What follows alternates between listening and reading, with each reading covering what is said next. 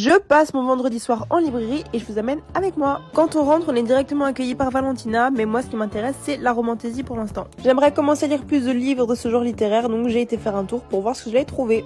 Je voulais Iron Flame et j'ai trouvé le tome 1 en poche. Celui-ci je voulais le tome 1, j'ai trouvé que le tome 2. La guerre du pavot m'intriguait beaucoup, mais ce n'était pas ma priorité aujourd'hui. Je voulais le livre maudit d'Azrael et j'ai de nouveau trouvé que le tome 2, donc j'étais vraiment dégoûtée. Mais bon, c'est mon portefeuille qui va être content. J'ai continué mon tour et je suis tombée sur les chouchous du BookTok. My Missing Piece en collector est tellement mignon et je donnerais tout pour avoir un lavage de cerveau et le relire pour la première fois. Je finirai par acheter Breathe un jour, mais là j'étais plus tentée par celui que j'ai vu à côté qui a Addicted to You. Je l'ai vu sur le compte de Lily Books et il m'a donné envie. Celui-ci aussi je le vois passer partout, mais en lisant la 4ème de couverture je me suis rendu compte que j'étais peut-être pas dans le mood pour l'instant. Est-ce que vous avez déjà lu l'équation? Je trouve que la couverture est trop mignonne, mais j'ai toujours hésité. Je sais pas si ça vous arrive aussi, mais depuis que j'ai ma Kindle, j'hésite toujours à lire en numérique ou en papier parce que numérique ça coûte moins cher. Du côté livre de poche, il y a L'amour saveur framboise qui m'a donné envie. Je pense que ce sera ma rom-com de l'été. Double jeu est une dark romance qui m'avait énormément tentée, notamment pour sa belle couverture, mais je suis contente de pas l'avoir acheté parce que j'étais un petit peu déçue par l'intrigue. J'ai lu le tome 1 de cette saga, mais je ne pense pas que je vais continuer parce que j'ai peur que tout se répète. Celui-ci, plus je le vois, plus je le veux, mais je le lirai sur ma Kindle, je pense. Et jamais 203, ça y est, j'ai fini par craquer, mais je me disais lequel est le moins sale ou le moins abîmé. Vous faites ça aussi? J'ai vu une amie du BookTok pleurer pour Amber Falls et maintenant je veux savoir pourquoi, donc je pense que je vais craquer aussi. Et puis